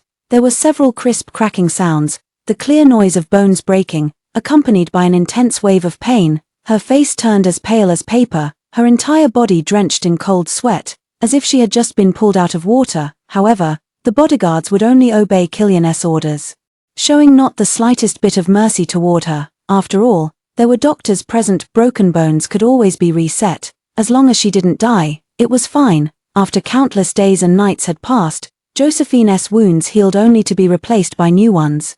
Over and over again, until she was utterly numb and despaired. Suddenly, the basement door opened once more. Killian walked unhurriedly to where Josephine lay, his cold eyes surveying her battered body. Josephine, the punishment is over for now, you're free. His words sounded like heavenly music to her ears. Yet Josephine remained frozen in disbelief for what felt like an eternity. You're really letting me go, you're truly sparing me. Her voice was hoarse and unpleasant. Clearly bearing the marks of too much suffering and torment, Killian nodded without changing his expression. Yes, you may leave, but I'm not sparing you. He left the other half of the sentence unspoken, waiting only to see Josephine's fate. Physical punishment alone would never be enough. She had also taken what belonged to Miranda, and of course, it must all be returned. Josephine didn't think too much about it. Right now, as long as she could get out, she cared about nothing else. She scrambled out on all fours, breathing in the taste of freedom. The villa gate wasn't locked, standing wide open as usual. Josephine didn't dare let Killian see her home, walking alone far down the mountain before hailing a taxi. Yet she failed to notice Killian's car following at a discreet distance behind her. Back at school, Josephine covered her face and ran toward the dormitory, but the classmates she encountered along the way all looked at her with contemptuous gazes. Whispering among themselves, she didn't think much of it, assuming it was just because of her disheveled appearance that drew their pointing fingers. It didn't matter anyway. Once she cleaned up, they probably wouldn't even recognize her. Yet, when she returned to the dormitory, she was met with a group of classmates glaring at her with disdain and disgust.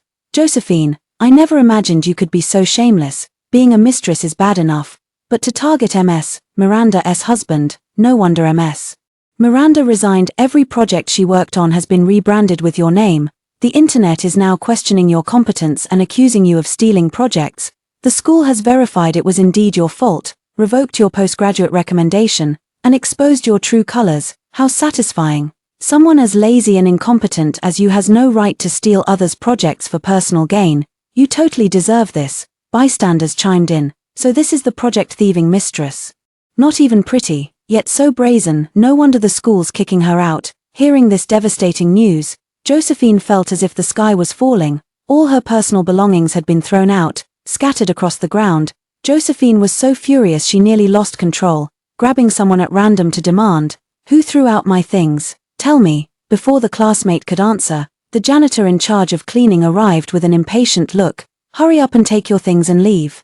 You've been expelled. Don't tell me you're planning to stick around. You've been notified by the school for so long. Yet you've been staying outside all this time without coming back. How can you blame me for throwing away your things? If you don't take these away now, I'll just treat them all as trash and dispose of them." At these words, Josephine panicked completely. She still had many luxury items she hadn't even used yet. They absolutely couldn't be thrown away. She scrambled to pick up those items, hastily bundling them up in a bedsheet before dragging them away. All the other classmates watched her coldly, whispering mocking comments among themselves. Josephine felt utterly humiliated as she struggled to carry the heavy load downstairs. She lost her footing and tumbled headlong down the steps. After rolling several times, she crashed heavily against the wall, nearly coughing up blood from the impact. Her head was badly gashed, blood streaming down her face. To make matters worse, the bedsheet came undone, showering her with a rain of scattered belongings. After finally managing to carry her belongings out of the school gate, a thug on a motorcycle didn't see her and directly knocked her flying. She collapsed in a pool of blood, and just as she was about to faint in a daze, she saw the thug stop his bike, not to help her, but to snatch away the luxury items wrapped in the bedsheet. Not a single expensive item was left behind. Everything was stolen. Josephine could hold on no longer. After violently coughing up a mouthful of blood, she completely lost consciousness. At this moment, Killian in the car merely gave her a fleeting glance before instructing the driver to leave immediately. The driver hesitated and asked, "Mr. Killian, she seems seriously injured. Are you sure we shouldn't take her to the hospital?" "No need.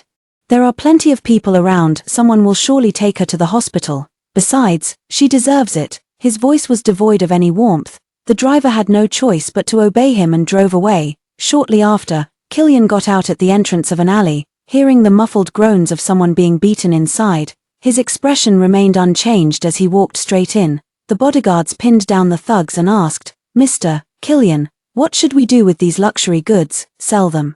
Consider the money you get as your bonus for these past days. From now on, don't inform me about Josephine's affairs anymore. Let her fend for herself." Killian averted his gaze and returned home. He had once again filled the house with numerous photos of himself and Miranda. All were saved from his phone in the past. Even the fresh flowers on the cabinet were the ones Miranda loved. The villa was arranged by him almost exactly as it had been when Miranda was still here. Yet he only felt an overwhelming emptiness. Everything was different now. Back when Miranda was always by his side, he had thought her presence made little difference. Only now, having lost her completely, did he suddenly realize he couldn't live without her. As long as Miranda remained missing, he couldn't sleep well for a single day. Killian habitually opened the liquor cabinet door, taking out bottle after bottle. The once treasured collection in the liquor cabinet had long been emptied by him. Replaced several times over by now, there was no other way. Only when drunk could he briefly pass out. Only then could he reunite with Miranda in his dreams. Killian opened a bottle of liquor, tilted his head back and downed it in one go. Before long, the bottle was empty. He was utterly sober. Only after countless empty bottles piled up around him did he begin to feel slightly drunk. In that half-dreaming, half-awake state, it seemed he had returned to the past. This time, he firmly pushed away Josephine, who had deliberately fallen in front of his car. Without sparing her a single glance, he bought Miranda's favorite cake and placed it on her desk, waiting for her to come home. Every time Josephine deliberately approached, Killian would reject her without hesitation and treat Miranda even better. Though a lifetime may seem ordinary, it is the truest form of happiness. Upon waking, Killian still subconsciously curled his lips into a smile. Yet in reality, the vast villa stood empty, with only him left alone, surrounded by a pile of photographs. He drunkenly clutched the liquor bottle, his mind muddled and unclear, his entire being exuding desolation. At this moment, the assistant routinely updated him on Miranda's search progress, perhaps to avoid him. She never stayed too long in any one place. No sooner had the assistant finally tracked down her whereabouts and address than she'd already departed for the next destination. This time, the assistant quickly located Miranda's whereabouts and immediately sent a message to Killian to inform him. When no response came for a long time, the assistant wasn't surprised, knowing he was most likely drunk, so the assistant called. The phone rang for a long time before Killian finally answered with a frown. "What is it, Mr. Killian? We've traced Madam's latest whereabouts to S-City in London. If we head there now, there's a high probability we can find her." Hearing his assistant's words, Killian instantly became alert and cleared his throat. "Dispatch our nearest personnel in S-City to intercept her immediately. I'll take the earliest flight there. Book my ticket right now." After hanging up the phone, Killian casually packed some essentials and headed straight to the airport. As the plane to London took off, Killian felt extremely nervous, running through countless ways to apologize in his mind, desperately hoping to make it happen. Meanwhile, Miranda had no idea he was coming. She traveled all over the world simply to see the natural landscapes and cultural customs of different countries and regions. Consider it fulfilling the dream I couldn't complete when I graduated from university. Right after graduating, she married Killian, who was extremely possessive of her at the time, wanting to stick together every moment, never apart. However, due to his job, even if he could travel for work or take leave, there was never an opportunity to travel the world. Because of this, she chose to pursue graduate studies at her alma mater and later became a teacher there. She spent all her leisure time by his side, and her dream of traveling the world was repeatedly postponed. Now, Miranda has had her fill of fun and has accepted an invitation from a top university professor in country A to work as his teaching assistant on a project that greatly interests her. She first met this professor when their two schools established diplomatic relations. The professor admired her greatly at the time and extended a collaboration offer, which she declined because of Killian. This time, she won't refuse again. Miranda packed all her luggage, checked out of the hotel room, and hurried to the airport with her suitcase in tow. At that moment, Killian had just gotten off the plane and spotted her at a glance through the sea of people. Miranda, his voice cut through the noisy crowd and reached Miranda's ears. She instinctively looked up and met his gaze directly. Chapter 20. Yet, Miranda merely furrowed her brows as if seeing a stranger, without stopping, and turned to walk toward the departure lounge. Killian felt a pang in his heart, weaving through the crowd as he ran in her direction. Faster, even faster. After several months apart, his heart pounded so violently it nearly leapt from his throat. He knew she was still angry, but it didn't matter, he would win her forgiveness. Just as Nanny Amy used to say, she had the softest heart. If he showed weakness or got hurt, she'd never be able to stay mad. Killian rushed at top speed to stand before Miranda, before words of longing and apology could leave his lips. His pupils constricted abruptly, the sign above her head was teetering dangerously. Look out! He lunged forward without hesitation, shielding her with his own body. The falling sign struck him with brutal force, its sharp corner piercing deep into his shoulder. In an instant, a crimson stain spread rapidly across his clothing. Are you okay? Killian groaned, suppressing his pain while showing concern for her condition. Miranda wore a complicated expression and shook her head. I'm fine.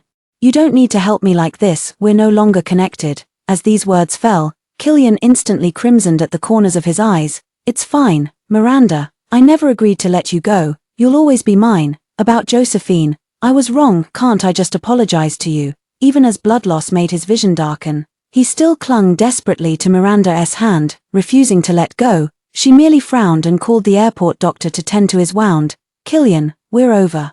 The divorce papers are signed. Stop clinging to me. Josephine has nothing to do with me anymore. I don't care, so there's no need to tell me any of this. You saved me, and I'm very grateful. Keep this money as a token of my appreciation. My flight is boarding now, don't come looking for me again. With that, Miranda took out a wad of cash from her bag, placed it in his arms, and walked away without looking back. Watching her indifferent retreating figure, Killian stood frozen in place. In the past, she would worry endlessly at the sight of his injuries, caring for him until he fully recovered before feeling at ease. Now that he had risked his life to save her, all she left him with was a sum of money. A sharp, needle-like pain radiated from the depths of his heart, stealing his breath, yet he still gritted his teeth and shouted at her. Miranda, you can't leave. If you walk away now, I swear I'll refuse treatment and die right in front of you. At these words, Miranda paused mid-step. Killian's eyes flickered with renewed intensity as he continued. Miranda, I got these injuries for you. I don't need money, I just need you to take responsibility for me. I know you're disappointed in me because of what happened with Josephine, but if you just come back to the country with me now, you'll see how miserable Josephine is these days. I don't love her anymore. I know everything about how she framed and bullied you, and I've already punished her. Please, forgive me, will you? No. Miranda didn't turn back, replying with nothing but that icy word before continuing forward, merging into the crowd boarding the plane. She had already given him enough chances, and each time he failed to cherish them, each time, he deeply hurt her. And it had nothing to do with Josephine. Even without Josephine, someone else would have done something similar. The only thing that saddened her was that Killian, who had once loved her deeply, had shifted his affections to someone else and firmly stood by that person's side, hurting her deeply, from beginning to end. The one who hurt her the most was always Killian. Miranda had no intention of forgiving her, not ever. What did it matter if he had saved her once, in the past? She had nearly been tortured to death by him countless times. How could those debts ever be repaid? She had already forgiven his past mistakes and even given him money. What more could he possibly want? Miranda thought impatiently. The plane bound for Country gradually took off. She didn't care Killian would follow or not, nor did she bother to conceal her travel plans too carefully. After all, with Killian's capabilities, he'd eventually track her down anyway. But it didn't matter. No matter how he apologized, she would never look back. Upon arriving in Country A, Mr. Smith came to pick her up with a male student from same country. Even with his head full of silver hair, Mr. Smith remained elegant and composed, exuding extraordinary grace. The male student beside him had a rather cold and stern appearance, with sharp features and deep, unfathomable black eyes. His expressionless face made him seem like a precision-engineered robot. The moment he recognized Miranda, Mr. Smith warmly hugged her and even took her luggage, handing it to a male student nearby. "Long time no see, you're still as beautiful as ever. This is Payne, my last apprentice and also very talented and capable. He'll be joining this project as well." Miranda nodded at Payne, extending her hand to introduce herself. "I'm Miranda, a friend of Mr. Smith." Payne shook her hand briefly before immediately letting go, offering only a cold nod in acknowledgement. Miranda wasn't bothered by his aloofness. It was common for talented and capable people to be eccentric. She exchanged pleasantries with Mr. Smith, though the professor did most of the talking, occasionally mentioning Payne. Payne responded with only the briefest of replies, his words frustratingly sparse, yet he obediently carried 2 suitcases, following step by step behind Miranda. This scene fell completely into the eyes of Killian not far away, piercing his vision deeply. His heart ached as if sliced by knives, a dense, searing pain accompanied by a surge of bitter sourness. Miranda, how could there be someone else by her side? His hand hanging at his side clenched tightly into a fist, emitting a teeth-gritting creak. Killian was so enraged his vision turned red, fury surging to the top of his head as he uncontrollably charged toward Payne. With a heavy thud, his fist smashed into Payne's face. Almost instantly, a vivid red mark appeared on his pale face, turning slightly blue and purple. Miranda stared at Killian in disbelief and snapped, "Killian, what on earth are you trying to do?" She then nervously cupped Payne's face, carefully examining his injury with deep concern. "Are you okay? Should I take you to see a doctor?" Payne unnaturally averted his eyes, subconsciously pressing his tongue against his injured cheek as the tips of his ears reddened. "It's fine," he muttered sullenly, dodging her hand as well. Yet when no one reacted, he retaliated by punching Killian back, saying coldly, "A return gift." Killian felt a sting in his heart. Wiping the blood from the corner of his mouth casually, he grabbed Miranda's hand with a darkened expression. "Come with me." She frowned and impatiently shook off his hand. "Killian, how much longer are you going to keep this up? We're done. I'm not going with you. You already ruined my life once. Do you really want to destroy it again?" Hearing this, Killian nearly laughed in anger. "Miranda, what do you mean by that? Being with me and then divorcing me counts as me ruining your life. But we loved each other so much before. It was just a misunderstanding. Once it's cleared up, we can go back to how things were and continue living happily together like before. Wouldn't that be good?" Smack. Miranda slapped him without hesitation, her eyes filled with hatred. "No, not at all. I don't want to nearly die at your hands again because of someone or something." After throwing these words at him, she returned to Payne and Mr. Smith, her eyes brimming with guilt. "I'm sorry for not handling some trivial matters properly, making you all witness this embarrassment and even dragging you into it." Mr. Smith felt heartbroken and comfortingly patted her shoulder.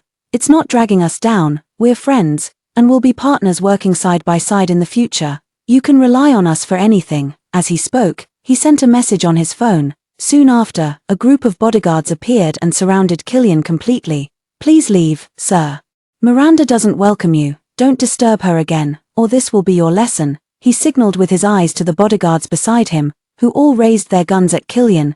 Killian turned pale repeatedly, utterly helpless. After all, this was foreign territory, not his domain. Even with his fists, he was no match for the power of guns. There was no other way. He could only take a few steps back and watch helplessly as Miranda walked away. He gazed deeply at her retreating figure, his heart overwhelmed by a tidal wave of anguish. He had hurt her before, But it was only due to a misunderstanding. From now on, he would never hurt her like that again, so why wouldn't she forgive him? Why not give him one last chance? Killian felt utterly bitter, yet completely powerless. He stared fixedly at the young man beside her, his eyes darkening. Was it because of this man that she treated him so coldly? Had her heart changed? How could she care so much about a man she'd only met once? Not being able to take her away didn't mean he couldn't do something about that man. Killian gradually withdrew his gaze and, under the watchful eyes of the bodyguards, got into the car and headed to the hotel. For 2 consecutive days, the bodyguards downstairs kept an eye on him, preventing him from having another chance to disturb Miranda. As they wished, Killian went nowhere. Only when the bodyguards let their guard down did he go to Payne's school, without seeking out Miranda. Payne had just stepped out of the lab when Killian blocked his path. "You're Payne, right? Your family isn't well off, so studying abroad here must not have been easy. I can give you a sum of money, take it and stay away from Miranda forever." Payne looked at Killian with an expressionless face, not a flicker of emotion in his eyes, and refused without hesitation. No, he turned to leave in another direction, but Killian blocked him again. "Is this demand not enough? Name your terms. As long as you stay away from Miranda, otherwise, your family back home might not fare so well. Whatever, suit yourself." Payne replied with icy calm. "If you can touch my family, I'll be impressed." Because while his family members appeared ordinary to outsiders, they were actually mostly classified national researchers. The Scott family members were largely devoted to their careers, Payne especially so. He was excessively intelligent and cold-blooded. Viewing everything merely as research material, his participation in this overseas project stemmed solely from scientific curiosity. He wasn't short of money. If he sold some of his scientific research achievements, he could absolutely make a fortune. But he wasn't interested. How far Killian could go against his family, he didn't really care either. Payne calmly turned sideways, intending to leave in another direction. Killian had dark, unreadable eyes, never expecting him to remain so unmoved. Just as she was about to speak again, Miranda hurried over with a frown, shielding Payne behind her as she glared warily at Killian. "What do you want to do here? Vent your anger on him for no reason again, in your eyes." "Am I really such a brutal person?" Killian asked incredulously. "Perhaps not before, but after Josephine appeared, how many times have you tormented me?" She didn't dare let her guard down for a moment, fearing Payne would be the next her. He only needs one reason to lay hands on someone. Seeing her attitude, Killian felt as if plunged into an icy abyss. She was actually afraid of him, and wary of him to this extent. He never imagined the day would come when she would look at him with such eyes. Once, her gaze towards him had been filled with nothing but love and devotion, her eyes shining like stars, dazzling beyond measure.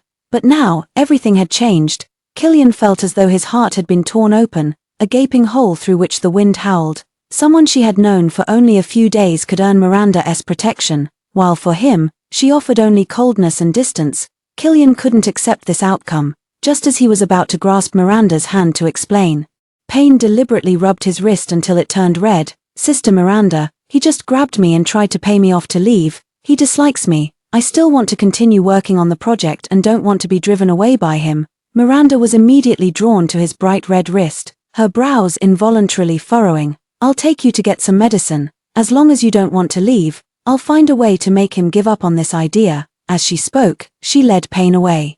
Her eyes filled with heartache. Killian was so angry he could barely breathe.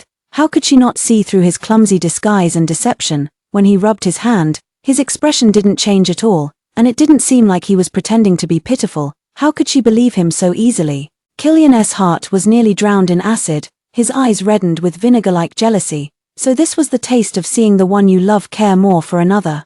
Only at this moment did he truly experience the pain she had once endured, yet this was less than a tenth of her suffering. Killian walked desolately across the campus. For no apparent reason, the image of him and her strolling hand in hand through the university grounds resurfaced in his mind. Back then, his happiness was so simple, just holding her hand and walking endlessly, escorting her back to the dormitory at night, exchanging a kiss beneath the dorm building. That was happiness enough. But how exactly did they end up in this situation? This time, Killian truly regretted it. Had it not been for the appearance of Josephine, had he not changed his heart, he would surely still be happy now. He returned to the hotel in a daze, stroking the old photo of him and Miranda, his heart filled with nostalgia. For several days afterward, Killian did not appear before Miranda, but quietly followed behind her, watching her daily life from unseen corners, in the days without him. Her every day was filled with boundless fulfillment. Apart from occasionally substituting for Mr. Smith in class, she spent most of her time immersed in the laboratory. She and Payne worked together seamlessly, their conversations growing increasingly frequent. Though most topics revolved around their experimental projects, it was evident the dynamic between them had fundamentally changed, now so harmonious that outsiders couldn't interject. Killian felt the alarm bells of crisis blaring incessantly in his heart. He arranged a confession scene at the fastest speed possible. After a long day of work, Miranda let out a deep sigh and stepped out of the lab, ready to head back and rest. At that moment, countless roses came into view, forming a giant heart with countless candles. Along with the words "I'm sorry," Killian stood at the center of the heart, holding a transparent glass jar filled with paper cranes. "Miranda, I'm sorry. I was wrong. It was all my fault for breaking my promise and changing my heart. Now I truly realize my mistake. Please forgive me this one last time. Okay, this jar was the first birthday gift you ever gave me. You said each paper crane could be exchanged for one reasonable request, and that you'd forgive me once if I made a mistake. I never used any of these paper cranes before. Now, can I exchange them all for your forgiveness?" He opened the jar, took out a paper crane, and said, "I'm sorry." No one knew how many paper cranes he took out, nor how many times he said "I'm sorry." Miranda couldn't be bothered to listen or count. Only after he had quieted down did she mercilessly stomp on the paper crane, grinding it underfoot. "It's been so many years, and we're already divorced. The promises from back then don't count anymore after all. You never kept yours either. Stop clinging like this. It's really pointless. It's not like I'm the only one for you. You've used these same tricks on Josephine and other women. How many more do you want? Now you can play around for as many years as you want without anyone stopping you. Isn't that perfect? Why are you so fixated on me alone?" The words once spoken now strike right between Killian's brows. His heart ached bitterly. His lips trembled for a long while before he managed to utter dryly, "I don't want anyone else, only you, Miranda. I mean it, for the rest of my life. I only want to spend it with you, no one else. If you don't believe me, then keep an eye on me. Alright, if I ever wrong you again, punish me however you want. Not interested." Miranda only felt exhausted. After tossing out a perfunctory reply, she turned and left without hesitation. "I'll walk you back." Payne followed her out, expressionlessly kicking over several candles as he passed by Killian. The candle flames ignited the paper cranes on the floor, and the fire gradually spread until nearly all the cranes were ablaze. "These are Miranda's paper cranes, they mustn't be harmed." Killian kept desperately beating at the flames on the ground, his bony hands blistering one after another, yet he continued extinguishing the fire as if feeling no pain. Yet despite his utmost efforts, it was all in vain. The paper cranes were nearly completely burned, leaving only ashes scattered across the ground. The firefighting caused chaos, and the romantic rose petals fell to the floor in disarray, trampled into fragments amidst the devastation. Romance had completely vanished without a trace. Killian clutched the last remaining paper crane in despair, overwhelmed by a profound sense of helplessness. What would it take for her to forgive him? Would she only be satisfied if he, too, were repeatedly injured and on the brink of death? The next day, Killian handed a thorned whip to his bodyguard. "Strike me, Miranda beat me to the brink of death, then deliver me to her and let me beg for her forgiveness." The bodyguard hesitated as he gazed at the coldly glinting whip. "Mr. Killian, are you truly certain about this? This might genuinely cost you your life. What if Madam still refuses to forgive you? None of your business. You're just a bodyguard I hired. When I tell you to act, you act," Killian said frostily. He closed his eyes, showing extraordinary ruthlessness toward himself as he steeled himself to endure the pain. The bodyguard stopped trying to persuade him and mustered the courage to proceed.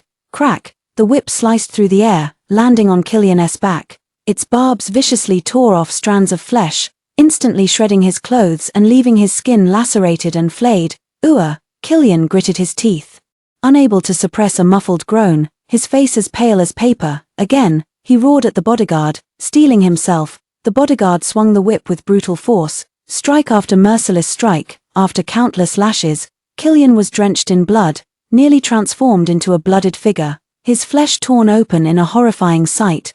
Cold sweat densely covered his forehead, his pale lips already stained crimson from the blood he'd viciously bitten through.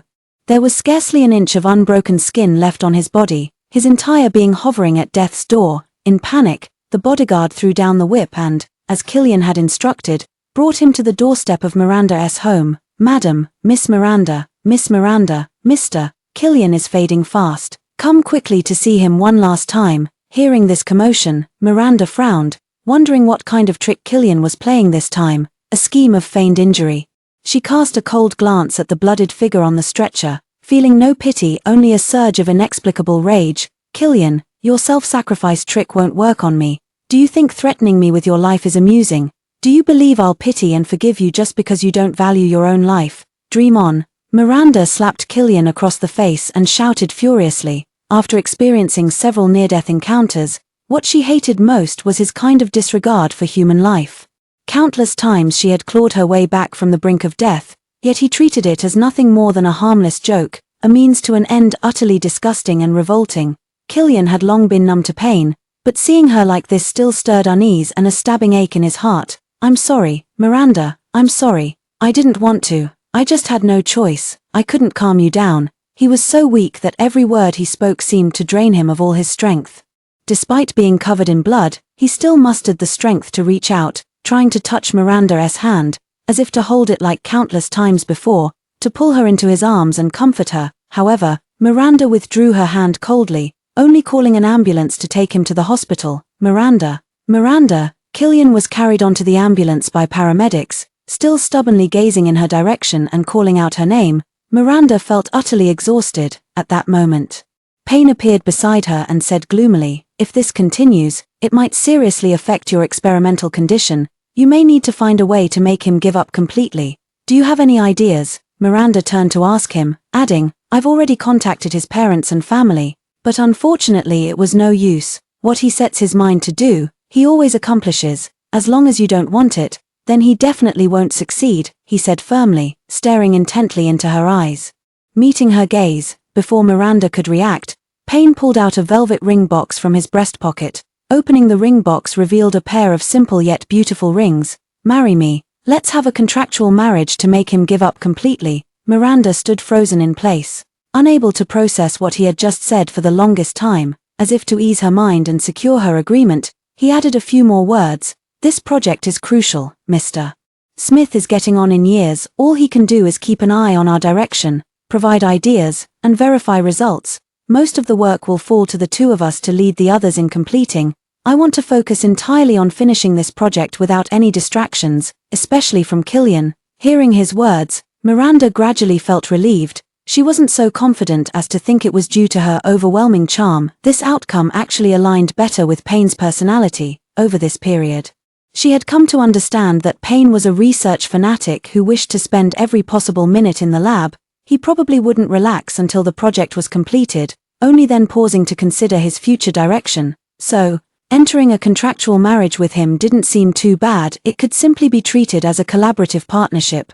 Miranda pondered for a moment before agreeing to Payne's idea. She then took the ring and slipped it on herself, casually grabbing his hand to help him put his on as well. To avoid complications, "Let's find someone to draft a marriage agreement now, take leave, and return home to get married," she declared decisively. Payne was stunned for a moment before slowly nodding. Okay, their thoughts were perfectly aligned, and the marriage agreement they had negotiated was remarkably simple. It would automatically dissolve once this project was concluded. They flew back to the country overnight, signed the marriage agreement, and rushed to the Civil Affairs Bureau with their personal documents. 2 fresh marriage certificates were issued. Miranda and Payne both felt as if they were dreaming. However, to make Killian completely give up, after returning to Country A and resting for a while, they changed into matching outfits and walked hand in hand to Killian's hospital room. Chapter 26. On the hospital bed, Killian finally opened his eyes, the moment he saw Miranda.